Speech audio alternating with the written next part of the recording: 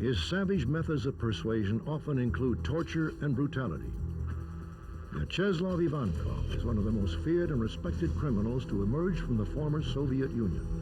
There are those who say Ivankov's reputation is more fiction than fact. What is clear? Vyacheslav Ivankov fled Russia and came to the United States with an agenda.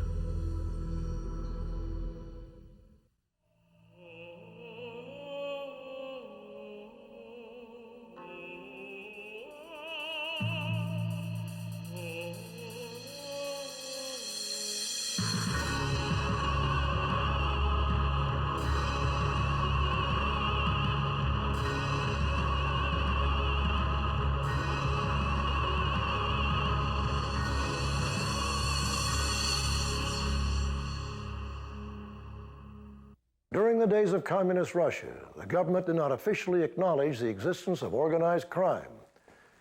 Racketeering was thought to be an American occurrence, giving Soviets a sense of pride. But towards the end of perestroika, a strange new phenomenon began to surface.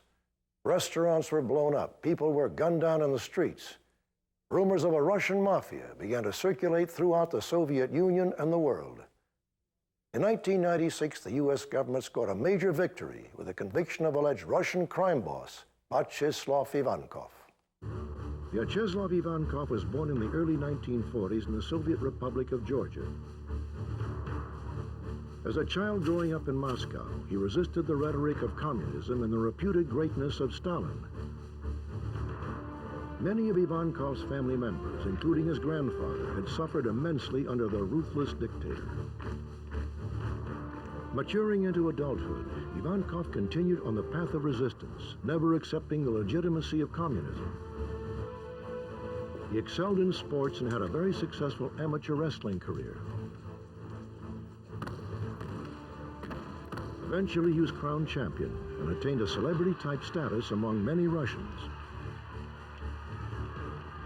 He did not, for example, come up as part of some kind of street gang or adolescent gang or whatever.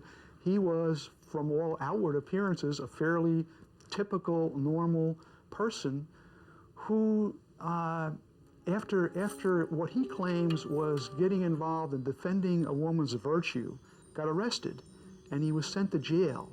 And it was then that he began to make contacts with fellow inmates in the jail, and this began to develop his sense of the possibilities in criminal activity. James Finkenauer is a professor of criminal justice at Rutgers University in New Jersey. He has authored 6 books, most recently The Russian Mafia in America, which takes an in-depth look at Soviet emigre in the United States and their roots in the former USSR. Vyacheslav Ivankov's nickname is Yaponchik. Yaponchik in Russian means little Japanese. As I understand it, the attachment of this nickname to him came about because his face has a certain Asian cast to it. Upon his release from prison, Ivankov began his life of crime, capitalizing upon the Soviet Union's thriving black market economy. In the 1970s, a black market emerged, and this was partly because the money supply was increasingly getting out of the control of the authorities in Moscow. They were providing too much money. And this money fueled a demand within the public for more consumer goods. Demands which couldn't be satisfied by the increasingly inefficient Soviet production system. Yaponchik began to rise in the Soviet criminal world and was reportedly involved in schemes of extortion, racketeering, and drug trafficking. He eventually formed a gang in Moscow called Solntsevskaya. One of their scams was impersonating Soviet police officers and burglarizing the homes of wealthy Russians. People would have reported burglaries or whatever. They would go in to investigate these burglaries, and then they would steal stuff out of the home. They saw this, this role playing as police officers as being an avenue to get into, commit criminal activity.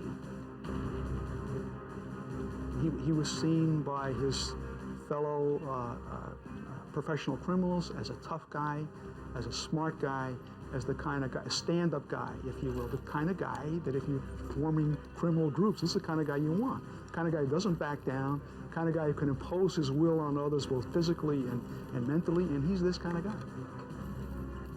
In 1981, Ivankov was arrested and convicted for robbery, drug trafficking, possession of firearms, and forgery.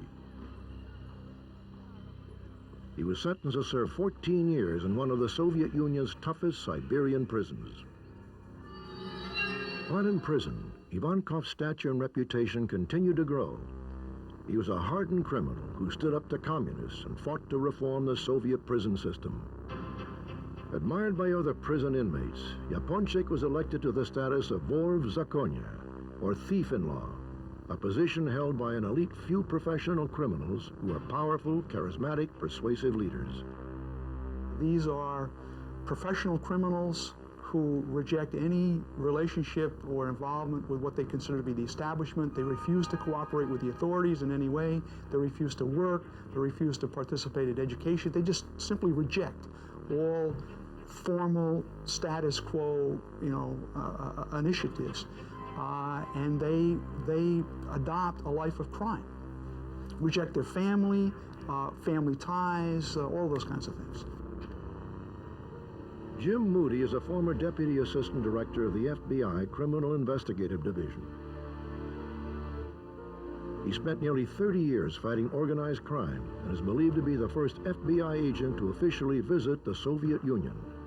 Yaponchik was a thief-in-law. He went through the coronation ceremony. He had been serving a prison sentence in a Soviet prison for torturing and extorting individuals out of their money. So he was a great extortionist, and it was in Russia. That's what we convicted for last time. Like his predecessors, Ivankov conducted business from prison. Reportedly, he fought for a more aggressive participation in drug trafficking and advocated a war against the Chechens and other gangs in order to break their drug monopoly. While Yaponchik was serving his time in prison, the Soviet Union was undergoing massive progressive reforms by its newly elected leader, Mikhail Gorbachev. Gorbachev's reforms in the 1980s were an absolute prescription of how to make an organized crime problem. I mean, the first thing he did the month he came into office was institute prohibition. And that allowed organized criminals to acquire 10% of the national revenues each year. There was an enormous amount of capital flight from Russia during these years, including money which belonged to the Communist Party, which disappeared into foreign bank accounts. In 1991, Ivankov was released from prison. In that same year, the curtain finally dropped on the Soviet Union, which signified the end of an era. The Federal Bureau of Investigation was informed by the Russian Ministry of Internal Affairs that Ivankov was sent by other Vori, or thieves, to the United States. His mission to take control and organize Russian criminal activities in America. But in order to better understand Ivankov, you must first understand the origins of Russian organized crime. An old Russian mafia leader once said, the Soviet communists were able to get rid of the bourgeoisie and the intelligentsia, but they could never, ever completely crack us. We had our own codes and our own individual way of collective living. We were for Russia and not for communism.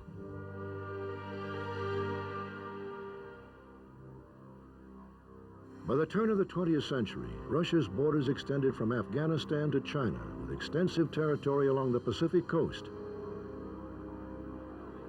In 1894, Nicholas II, Russia's last Tsar, ascended to the throne. There has always been a great divide between the haves and the have-nots in Russia. After the Russo-Japanese War, Nicholas II was forced to make concessions to reformers, including the creation of an elected legislature called the Duma. With the industrialization of many Western cities, Russian workers began to organize into local political organizations, or Soviets, united under the Social Democratic Party. In 1912, the Social Democratic Party divided into two separate parties.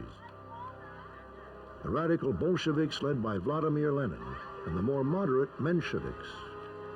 Russian organized crime was always, from the beginning of this century, very closely tied with the government. Veteran foreign correspondent Stephen Handelman spent 6 years in Moscow as a bureau chief for the Toronto Star. He is the author of Comrade Criminal, which takes a comprehensive look into post-Soviet organized crime. The early Bolshevik conspirators, the early Marxists, saw Russian crime groups, Russian gangs, as a model, in effect, for many of their proletarian organizations. One of the reasons was because of their very close hierarchical paramilitary structure.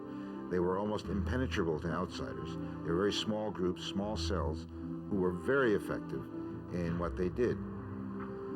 We know that both Lenin and Stalin saw value in using the early crime groups, the early criminal societies, as a way of furthering their own cause. The Russian Revolution came about for one important reason, and that was the impact of the First World War, which led to enormous human and physical losses, which disorganized the political system and which weakened the Tsar.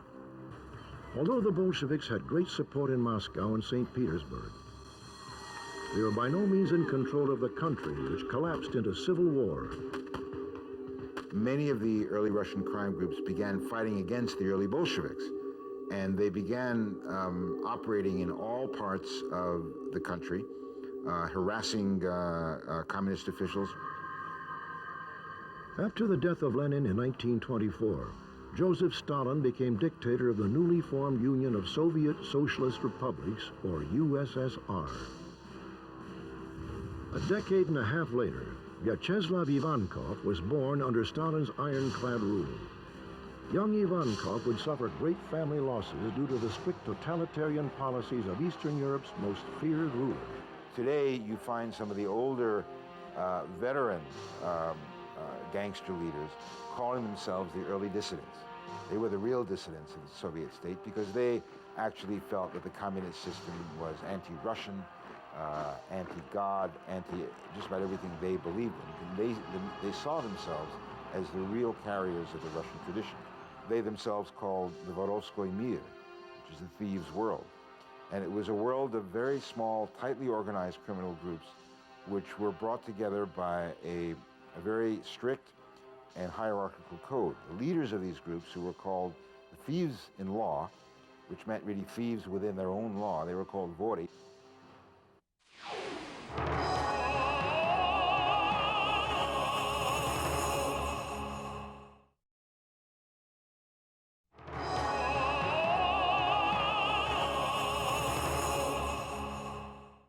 The thieves' world has a deeply rooted history in Russia, which some say dates back to the 18th century.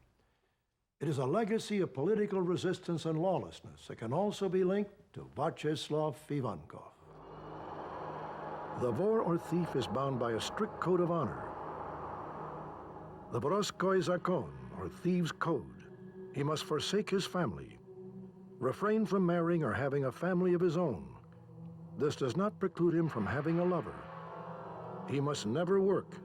He must survive by criminal activities alone, help other thieves, and recruit and train young beginners in the trade.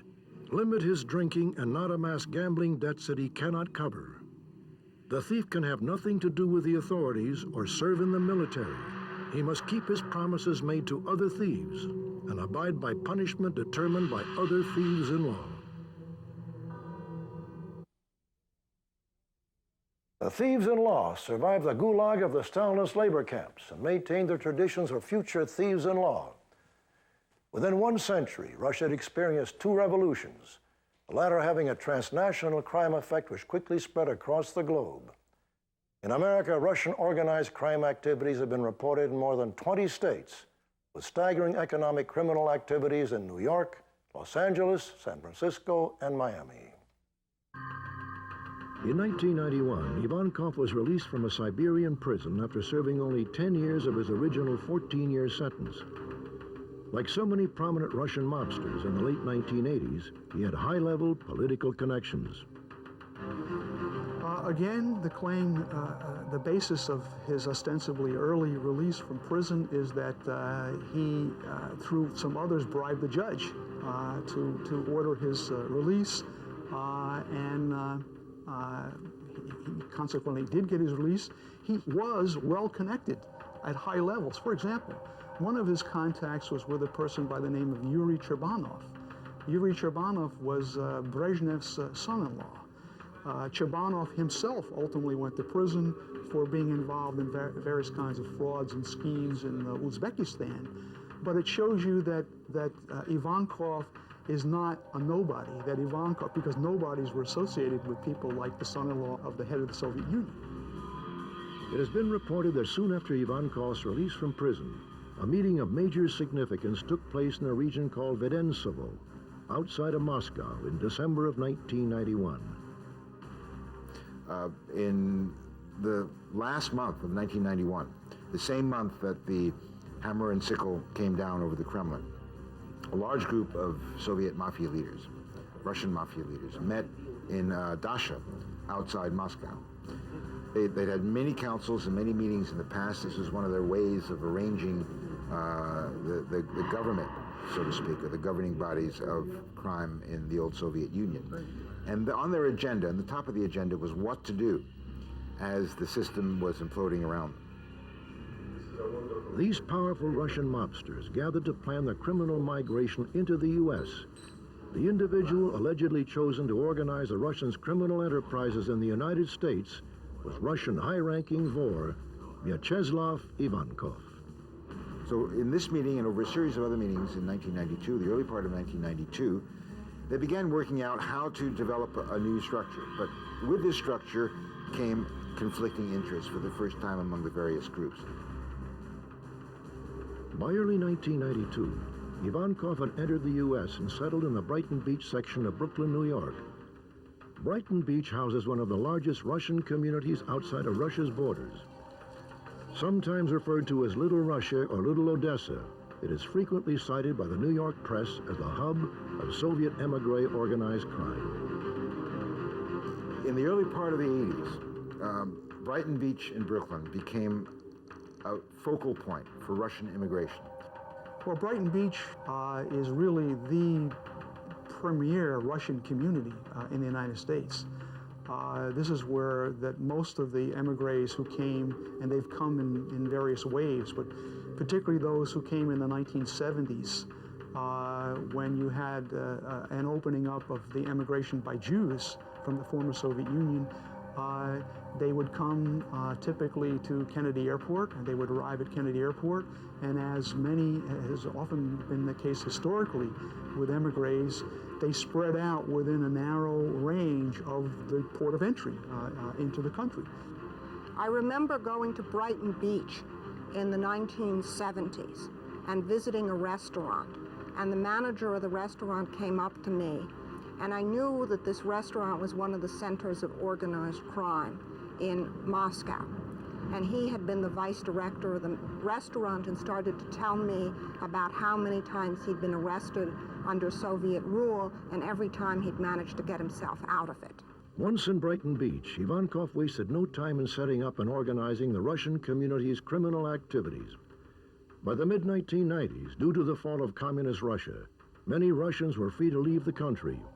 This mass exodus also allowed many former Russian criminals to exit as well.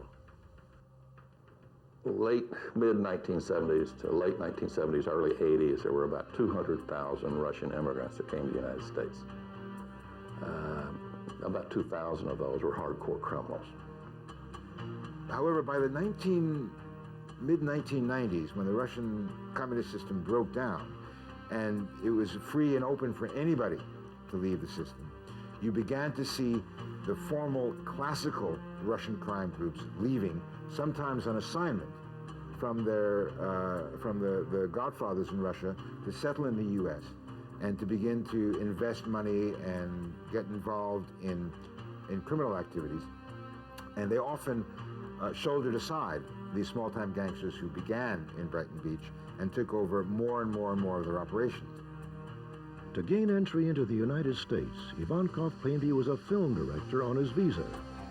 Ivankov was probably at that time one of the larger members of Russian organized crime that was operating in the United States. He had capabilities of having support with other members of organized crime in the Russian area, and he was able to infiltrate the ethnic communities in the United States, the Russian ethnic communities, because of his notoriety and his reputation in Russia. Russian organized crime members came to the U.S. with more than just a plan of how they were going to make money. They were also armed with years of experience in manipulating bureaucratic red tape. These Russian criminals had a wealth of knowledge in forgery, counterfeiting, and fraud. Richard Ward is the executive director of the College of Criminal Justice at Sam Houston University in Huntsville, Texas. The Russian Mafia is an extremely problematic group for law enforcement, and what makes them different is that here you're talking about some extremely bright individuals who are experts at carrying out a whole range of activities that are illegal. Everything from illegal immigration to insurance fraud, to crimes within Russia, to a growing involvement here in the United States. Russian organized crime in the United States is very violent. All organized crime is violent. There's just different elements of sophistication. Like the American Cosa Nostra, one time we had 5 Cosa Nostra members that cooperated with us and started telling us about murders. They told us about over 230 murders, but we only had about 3 or 4 bodies. Most people just disappeared. The Russians are different in that they kill people and they're not as sophisticated about it, but they also do a lot of torturing of people before they kill them.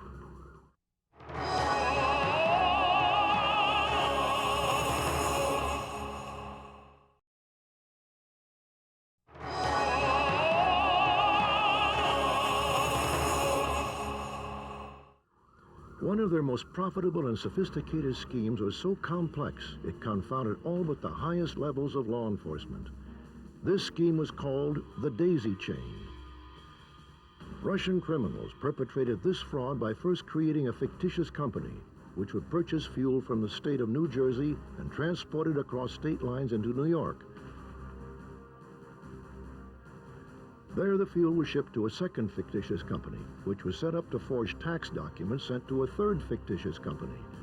This third company would then distribute the fuel to the public and then collect the federal and state taxes. These taxes were pocketed by the criminals. By the time the government attempted to collect the taxes, the companies had vanished without a paper trail. The daisy chains are, I mean, this is the personification of the Russian criminal mentality, because I mean, these guys who are now involved in crime here, for the most part, came out of the old black market system that operated in the Soviet Union. And this scheme is made to order for them. For one bug that was placed on John Gotti revealed that he wanted to hire some of these smart Russians to run a tax evasion scheme on the gasoline. So they controlled the gas stations within their territory, but they couldn't do the complex mathematical computations to deprive the U.S. government of tax revenues. So teaming up with these smart Russians, as they said, they were able to deprive the U.S. of $250 million in tax revenues. The Russians, in exchange for protection from the Italian Mafia, gave Gotti a piece of the fuel scam action. Vyacheslav Ivankov, who in Russia had admired the New York mob boss, would attempt to emulate his idol and take control of Russian organized crime in America. Ivankov posed as a police officer and entered homes under the guise of official business. He was a thief, he was a thug, but he was smart, and he was in New York. He became the personification of the so-called Russian Mafia in America, particularly in the eyes of law enforcement and the New York press. As the highest-ranking member of the thieves' world in America, Ivankov brought with him a legacy of brutality and a tradition of surviving outside of governing rules. To say that he was the major figure in the United States, yes, he was. There's no question in our mind about it. There was no question in the Russian authorities' mind about it. You have to kind of understand that Ivankov's reputation is even bigger in Russia than it is in the United States. The news of his arrival in Brighton Beach sent fear throughout the community, which would ultimately become his base of operation. Yaponchik quickly began to organize and establish front companies for his illegal activities. The illegal activities that he was in were extortion, prostitution, some gambling, narcotics. And he never really left extortion. He was always involved in extortion. And he also was very active in money laundering. Now, some of the companies that he used in money laundering, we don't know whether they were actually participants in it voluntarily, because he's still a strong-armed man. He's noted for torturing people and extorting them at the same time. So some of the people that were working with him were actually victims at the same time. He paid a Russian woman who had become an American citizen $15,000 to marry him so he could gain resident status. It was business as usual for the career criminal, but the FBI had become aware of his presence in New York and quickly began building their case. Primarily, his base of operation was throughout the metropolitan area, New York City. But obviously, because of his ethnic background in the Russian community, he spent a lot of time in Brighton Beach because of the community nature, because of the people that were there. He also spent a lot of time in Miami, Los Angeles, and Denver, and he was able to utilize contacts in those communities with other members of the Russian community to foster his criminal activities. I first became aware of Ivankov whenever I was talking to the Russian authorities and asked them to help us identify the major criminals in the United States that came out of Russia. And they provided me the name of Ivankov. Well, when we first started looking at Ivankov, he was bouncing from one city to another. He was primarily in New York City, but he was in Boston, and he was in Denver, and he was in Los Angeles, and he was in Miami, and he was in San Francisco. Then he may go back into Russia to meet with other thieves. So he was bouncing around. And we had a difficulty in identifying where he really was or who he really was. And we found out later, whenever he was arrested, that he actually had 7 passports. As you investigate organized crime, there's a few things that you have to understand dealing with professional criminals. Their strength is their secrecy. Their weaknesses is their secrecy. But their weaknesses also is they cannot stop conducting illegal activity.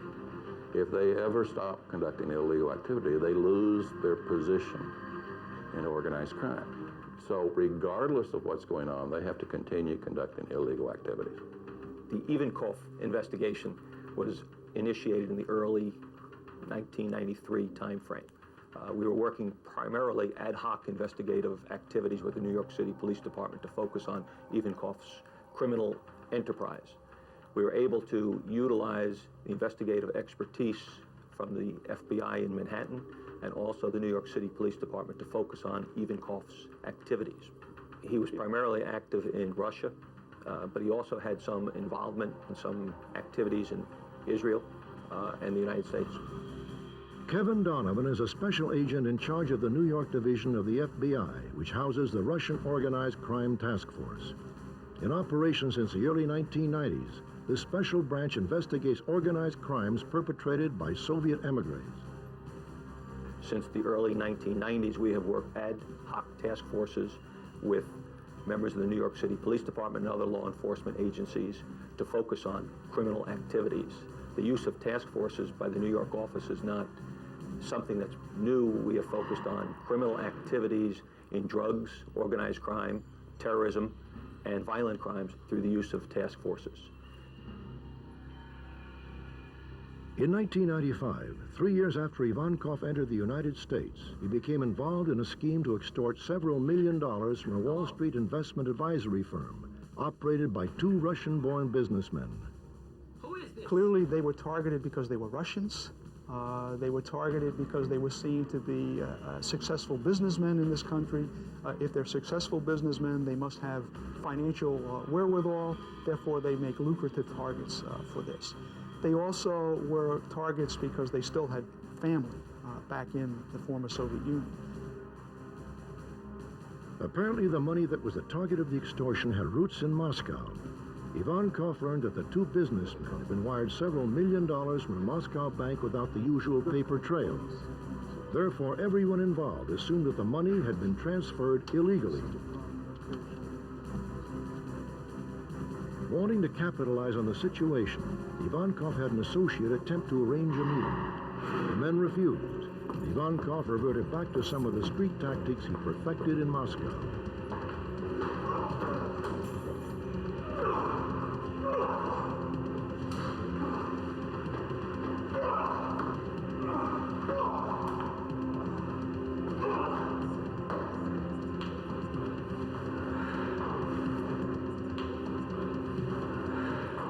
The father of one of the businessmen was beaten to death on a Moscow subway station platform.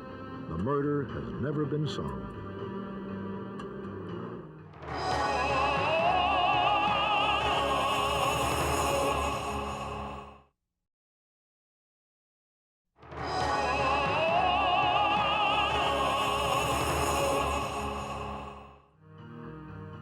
It became brutally apparent that there was no way of escaping Ivankov and his associates. Or was there? We became aware of the scheme that he was involved in through the victims. The victims came forward, and as a result of the victims' cooperation, we were able to, again, engage in sophisticated investigative techniques to bring this case to a logical conclusion. From his cellular phone, Ivankov ordered his associate to set up a meeting with the two businessmen. The message was given, and the men submitted to paying him $3.5 million. Another Ivankov henchman then drew up the papers documenting the amount of money that was to be paid. Everyone agreed, and the papers were signed. A few days later, on June 8, 1995, Ivankov was charged with extortion. We hope to identify his entire organization and to develop a significant prosecution of them. And we really wanted to put him in jail for the rest of his life. In Russia, they don't have long prison terms. You know, 20 years is a very long prison term. And the concept of life imprisonment's not known over there. However, we were unsuccessful doing that because of the investigation, the way the investigation went. We developed an extortion case on him, and we thought people were about to get killed. And to save their lives, we brought the case down early. The arrest of Ivankov sent shockwaves through the city and added to the growing fascination surrounding Russian organized crime in America. The reported Godfather's incarceration was a leading story in Moscow and generated in-depth television profiles on his criminal activities in Russia and abroad. Defense was so weak that they knew that if I was given a chance to speak, I would dispose all the lies. That's why they didn't let me speak. They not only didn't let me speak, but moreover, they authorized my defense to convince me to give up my right to speak. It's been a long time. I figured out it was a conspiracy against me. I was often interrupted. They did not let me deliver in full volume the body of facts in chronological order, so that I would prove that it was all falsified. It was a cynical and cruel crackdown on me. A professional criminal, an organized crime member, in a day-to-day basis is involved in illegal activity. He must maintain the conduct of his illegal activity on a day-to-day basis to maintain his position in the organized crime group. Consequently, if you go after him and target him, you will be able to identify the illegal activities he's in and develop evidence for successful prosecution. Mr. Ivankov has pled not guilty. We expect that we trust the jury, and we start the process today. Ivankov's case is a major case because it demonstrated the ease with which members of the Russian organized crime families have been able to infiltrate the U.S. communities. We were able to focus on his criminal activities through the cooperative efforts of members of the community, other law enforcement entities throughout the United States and throughout the world. We specifically were able to develop cooperation in this investigation with members of the NVD, the Royal Canadian Mounted Police, and other international entities that continue to allow us to track and focus on Ivankov's activities. Ivankov was sentenced for 10 years and is currently in the Allenwood prison in Pennsylvania. Vyacheslav Ivankov's arrest and 1996 conviction is viewed as a significant victory in the fight against Russian organized crime. Until that time, there had been no major arrests of any Russian crime figures. There had been a number of killings that had taken place in Brighton Beach or in the New York metropolitan area. Nobody had been arrested for these. There was more and more mystery that was developing. For example, some of these killings took place in public settings, in nightclubs, in full view of people, and yet no one saw anything. No one was willing to come forward and say anything about this. Ivankov was a Russian godfather, no question about it. And I think we were successful with his arrest and with his conviction and with his sentence, although it's not as much as we wanted. It sent a message back within the criminal community in Russia that you better watch out coming into the United States. The questions surrounding the scope of Ivankov's criminal activities in the United States may never be answered. But experts agree that with the demise of the Soviet Union and the formation of the independent states, Russian organized crime is a growing phenomenon. It's the most diversified form of organized crime activity one sees in the world today. The Colombians are concentrated in drugs. The Mexicans are concentrated in drugs. The Russian organized crime out of Russia and Ukraine has the greatest variety of illicit activity of any criminal groups in the world today. What I find doubly fascinating about Russia is that you have a phenomenon where you once had a classic crime world, where there's a classic underworld, which is basically located in the prison camps of Russia, who ran, for the most part, the black economy of the Soviet Union for 40 or 50 years, knew very well how to act as manipulators and wheelers and dealers in that system. They have, in effect, handed on their power and their influence and their methods to what is, in a sense, a new generation of Russian criminals who are, in Russian, called autoriteti, or authorities, who are much closer linked with the government itself. Many of them are former KGB, former army, former Communist Party apparatchiks, who are very well versed in the official world of operating in Russia.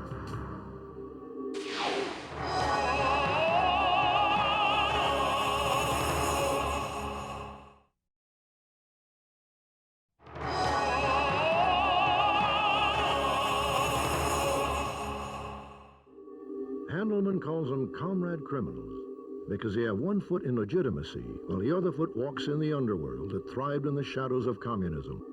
The Russians are particularly different than other mafia groups because they have a level of professionalism that really comes from their long record of being able to deal with a very difficult totalitarian system. They know how to get around it, they know how to get around the police, they know how to suborn and corrupt officialdom. And most of them are quite shrewd and intelligent businessmen.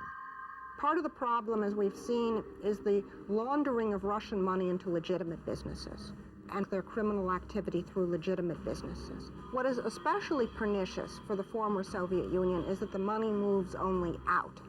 In Italy, in Colombia, in Mexico, organized crime groups invest in the country, but they don't invest hardly anything in any of the countries of the former Soviet Union. So they're just parasites on their economy without returning any of the capital.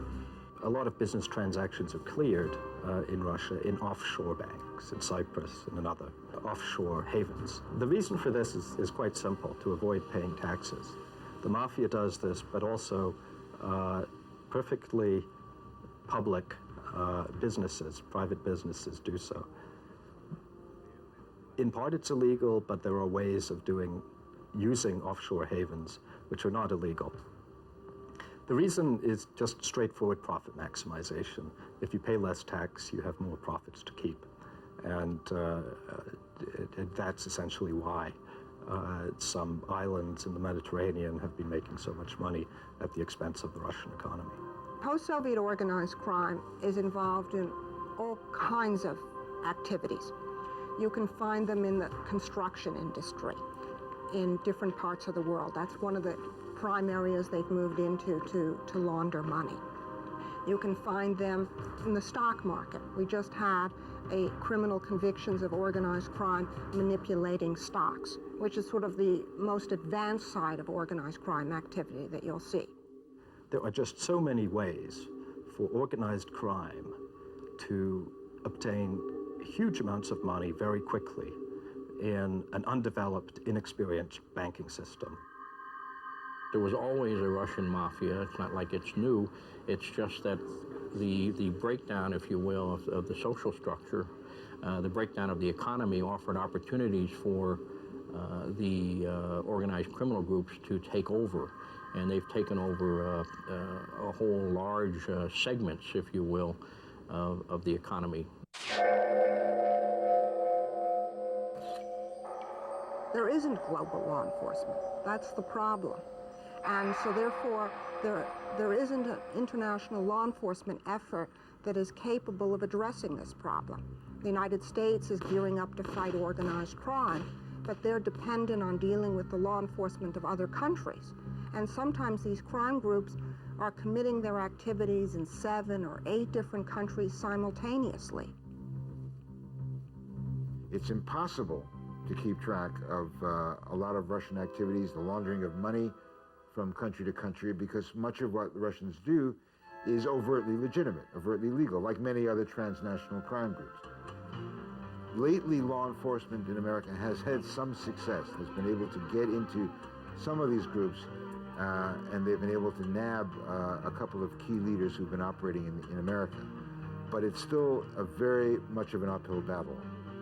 To this day, Ivankov proclaims his innocence and believes that his arrest and subsequent conviction was a result of a conspiracy concocted by the FBI and the Russian government.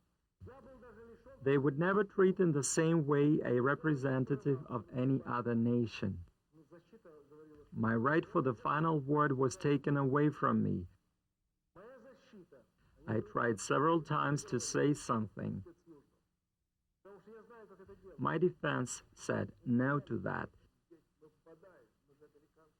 But I was not given the right to through the restrictions of trial regulations. They tried to play on the side of Russia's secret services. My defense, who were American, played on the side of Russian secret services.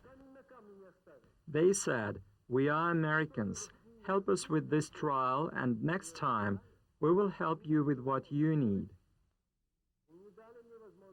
According to various law enforcement agencies, Vyacheslav Ivankov is just one of the many sharks swimming in an ocean of transnational crime.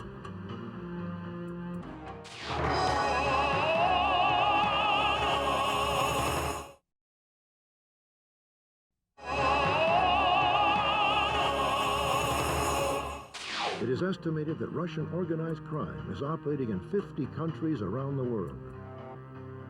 Well, I can hardly think of any place in the world that they don't operate. I mean, one of the things that they're extremely good at is operating in offshore islands in the Caribbean or the South Pacific that you may never even have heard of. The challenges facing law enforcement in dealing with organized crime really focus on communication, intelligence, and cooperation in the legal systems. We don't have an international court, criminal court, for example, so there's no place to take criminals, if you will. So jurisdictions change. One of the real problems is the legal definitions of crime. What is a crime in one country might not be a crime in another country. But according to author Stephen Handelman, the greater threat is to the stability of Russia itself. The one thing that has to be emphasized is that although Russians have come to the United States, Russian criminals have come to the United States in great numbers, this for them is not a major center. The United States for them is not a major center of operations. For them, it's a good place to bank. It's a good place to keep money in case things get really bad. But their interest and their attention is still focused on the power politics of Russia, where the fight for the spoils of the old Soviet system still goes on, and where people are still in a vicious fight for power and for economic control of Russia's resources. According to the Russian Ministry of Internal Affairs, roughly 2/3 of the Russian economy is under the sway of crime syndicates. Swiss banks are estimated to hold $10 billion of Russian organized crime money. Russia has truly become a superpower of crime, and Vyacheslav Ivankov is just one figure in a country riddled with criminals. I'm Robert Stack. Thanks for joining us.